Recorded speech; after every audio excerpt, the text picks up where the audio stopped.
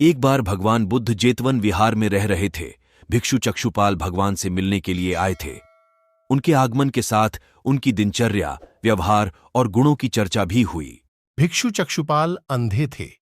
एक दिन विहार के कुछ भिक्षुओं ने कुछ मरे हुए कीड़ों को चक्षुपाल की कुटी के बाहर पाया और उन्होंने चक्षुपाल की निंदा करनी शुरू कर दी कि उन्होंने इन जीवित प्राणियों की हत्या की।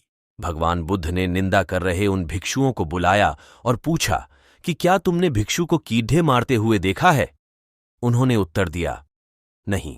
इस पर भगवान बुद्ध ने उन साधकों से कहा कि जैसे तुमने उन्हें कीड़ों को मारते हुए नहीं देखा, वैसे ही चक्षुपाल ने भी उन्हें मरते हुए नहीं देखा और उन्होंने कीड़ों को जानबूझकर नहीं मारा है, इसलिए उनकी भर्त्सना करना उचित नहीं है।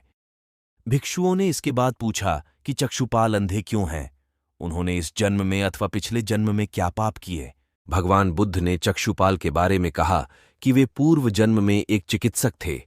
एक अंधी स्त्री ने उनसे वादा किया था कि यदि वे उसकी आंखें ठीक कर देंगे तो वह और उसका परिवार उनके दास बन जाएंगे। स्त्री की आंखें ठीक हो गईं, पर उसने दासी बनने के भय से यह मानने से इनकार कर दिया। चिकित्सक को तो पता था कि उस स्त्री की आंखें ठीक हो गई हैं। वह झूठ बोल रही है। उसे सबक सिखाने के लिए या बदला लेने के लिए चक्षुपाल ने दूसरी दवा दी। उस दवा से महिला फिर अंधी हो गई। वह कितना ही रोई पीटी, लेकिन चक्षुपाल जरा भी नहीं पसीजा।